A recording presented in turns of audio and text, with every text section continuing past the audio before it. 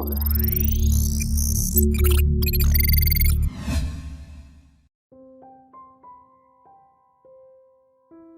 Everyone, welcome to के fitness club. मैं हूं कोकिला राजपूत, आपकी पर्सनल फिटनेस ट्रेनर। और आज मैं देने वाली हूं हेल्थ और फिटनेस से जुड़े कुछ ऐसे सवालों के जवाब जो कि फिटनेस ट्रेनर से अक्सर पूछे जाते हैं। तो इस वीडियो को अंत तक जरूर देखिए। हो सकता है कि हेल्थ और फिटनेस से जुड़े आपके कुछ सवालों के जवाब आपको मिल जाएं। वीडियो शुरू करने से पहले एक छोटी सी रिक्वेस्ट, अगर अभी तक आपने मेरे चैनल को सब्सक्राइब नहीं किया है तो प्लीज मेरे चैनल को अभी सब्सक्राइब कीजिए। तो चलिए शुरू करते हैं हमारा आज का video. Most frequently asked questions में सबसे पहला सवाल है कि एक्सरसाइज करने का सबसे सही समय क्या है।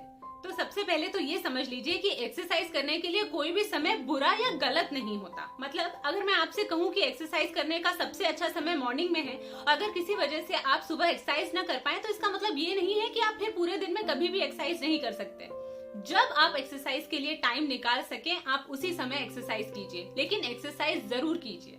अब अगर इस सवाल का टेक्निकल जवाब दूं तो एक्सरसाइज करने के लिए सबसे अच्छा समय मॉर्निंग में होता है। सुबह जब आप उठते हैं तो आप बहुत फ्रेश उठते हैं, आपका माइंड और बॉडी रिलैक्स्ड होती हैं, और ऐसे में जब आप एक्सरसाइज करते हैं तो आप ज्यादा कंसंट्रेशन के साथ और ज्यादा एनर्जी के साथ एक्सरसाइज कर पाते हैं। स्पेशली वो लोग जो वजन घटाना चाहते हैं उन्हें तो कोशिश करनी चाहिए कि वो अर्ली मॉर्निंग एक्सरसाइज कर सकें, क्योंकि मॉर्निंग में हमारा हार्मोनल सेटअप इस तरह का होता है कि हमारी बॉडी एनर्जी के लिए स्टोर्ड फैट को यूज करती है। तो ये ज्यादा चांसेस है कि अगर आप अर्ली मॉर्निंग एक्सरसाइजेस करेंगे, फैट लॉस एक्सरसाइजेस या एरोबिक्स एक्सरसाइजेस करेंगे, तो आपकी बॉडी ज्यादा फैट बर्न कर पाएगी।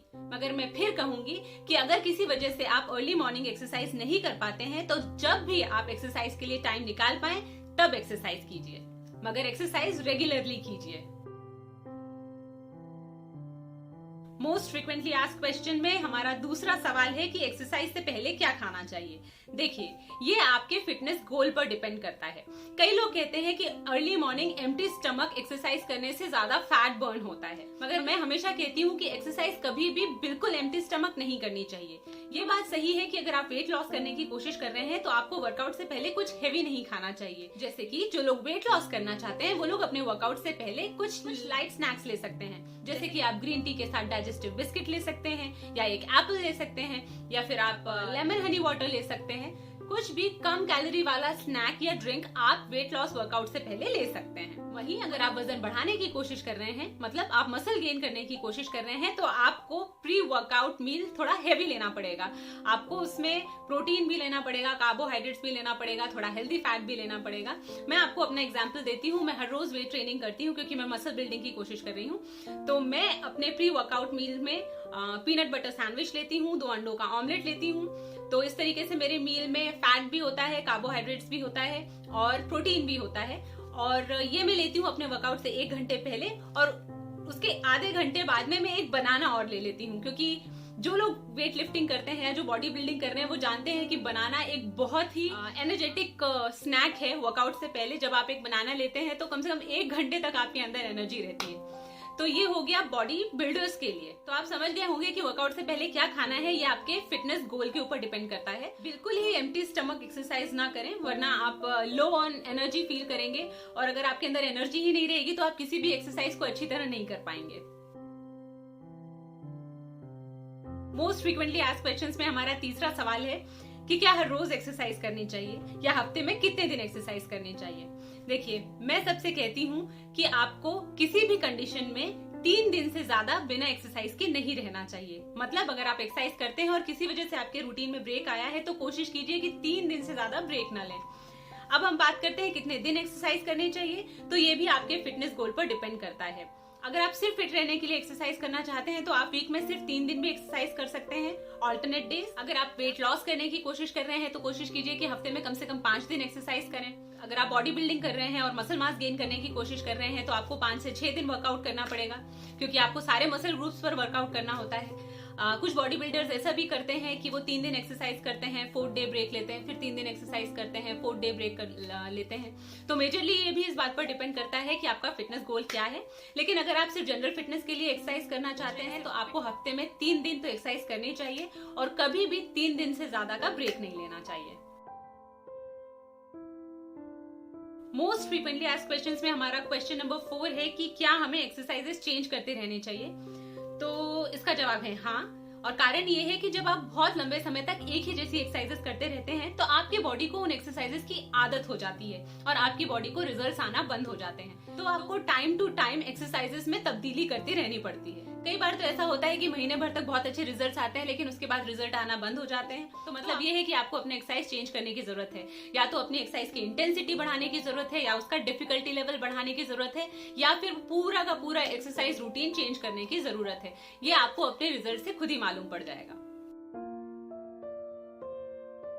मोस्ट फ्रिक्वेंटली आस्क्ड क्वेश्चन में हमारा क्वेश्चन नंबर 5 बहुत ही कॉमन है और मुझसे आए दिन पूछा जाता है, और वो ये है कि 6 पैक एब्स कैसे आएंगे।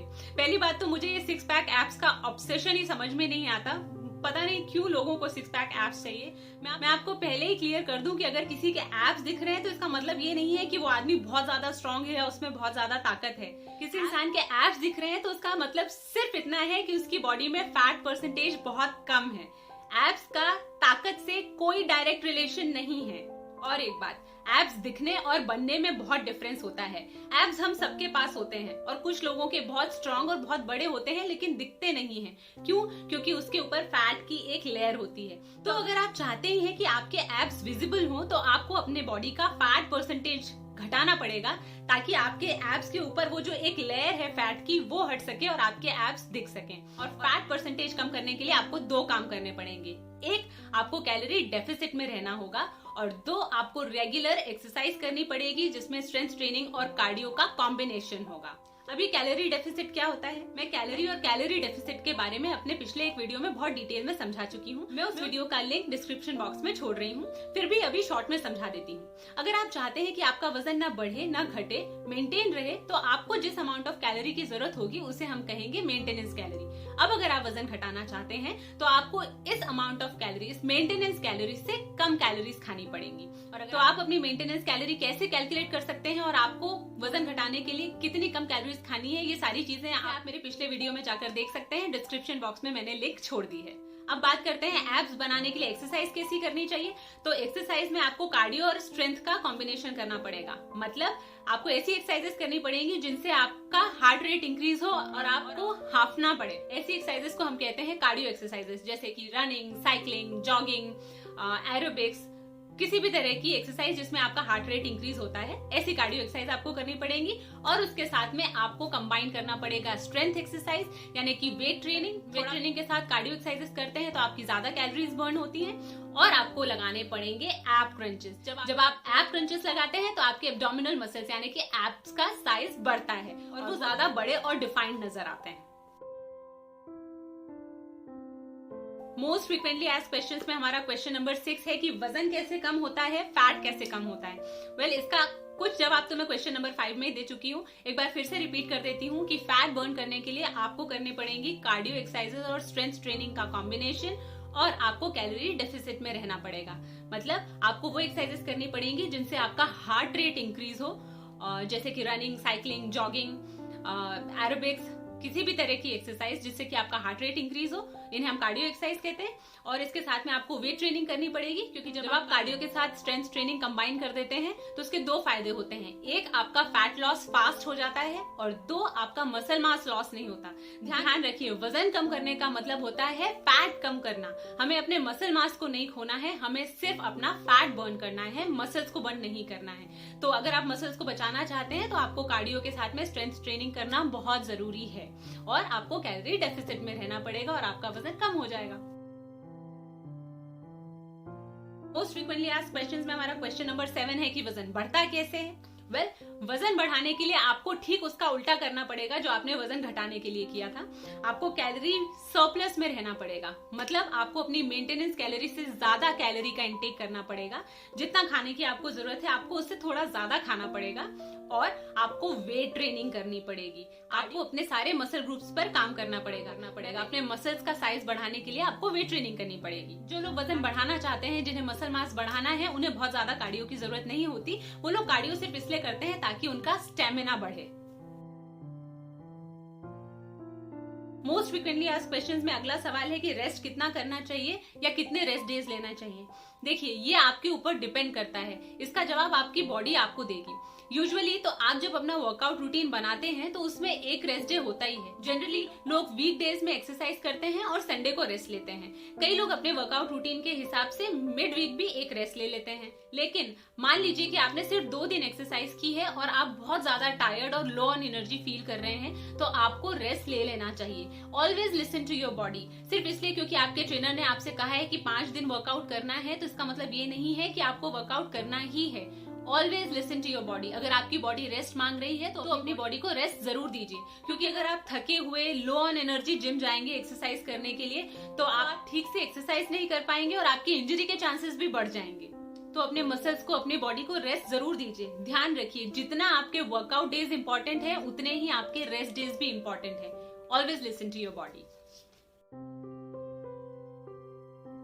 और मोस्ट फ्रिक्वेंटली आस्क्ड क्वेश्चंस की लिस्ट में आज का हमारा आखिरी सवाल है कि स्ट्रेच कितना करना चाहिए और कब करना चाहिए। स्ट्रेचिंग हमारे वर्कआउट का बहुत जरूरी हिस्सा है। हमेशा ध्यान रखिए, अगर आप बिना स्ट्रेचिंग और बिना वार्म अप के वर्कआउट करेंगे तो आपको इंजरी के चांसेस बहुत ज्यादा हैं। और अगर इंजरी हो गई तो समझ लीजिए कि 6-7 दिन के वर्कआउट की तो छुट्टी हो गई। मैं आपको सीक्वेंस समझा देती हूँ। सबसे पहले एक लाइट बॉडी स्ट्रेच लीजिए, बहुत हल्के हाथ से। ये पहला जो स्ट्रेच है, इसमें आपको अपने मसल्स को बहुत ज्यादा ताकत लगा के नहीं खींचना है।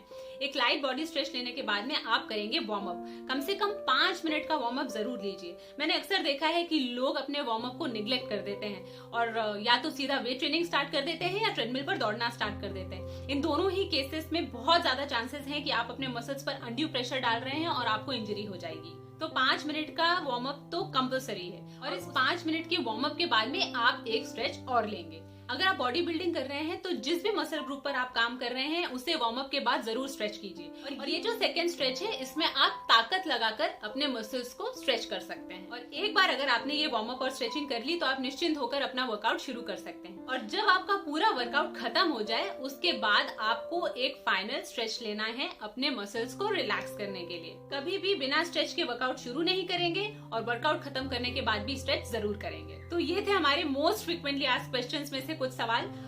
लेट्स कॉल इट पार्ट 1, क्योंकि ऐसे और भी बहुत सारे सवाल हैं, लेकिन उन्हें मैं पार्ट 2 में लेकर आऊंगी। मुझे उम्मीद है कि इस वीडियो के जरिए आपको आपके कुछ सवालों के जवाब जरूर मिले होंगे। इसके अलावा भी अगर हेल्थ और फिटनेस से जुड़े आपके कोई सवाल है तो आप मुझे कमेंट बॉक्स में पूछ सकते हैं, मैं जवाब जरूर दूंगी। मुझे उम्मीद है कि ये वीडियो आपको जरूर पसंद आया होगा। अगर पसंद आया है तो प्लीज इसे लाइक कीजिए, इस पर कमेंट कीजिए और अपने फ्रेंड्स और फैमिली के साथ इसे जरूर शेयर कीजिए। और अगर अभी तक आपने मेरे चैनल को सब्सक्राइब नहीं किया है तो प्लीज मेरे चैनल को अभी सब्सक्राइब कीजिए। मैं अब आपसे मिलूंगी अपने अगले वीडियो में। तब तक अपना ख्याल रखिए, सेहतमंद रहिए और सुरक्षित रहिए। बाय।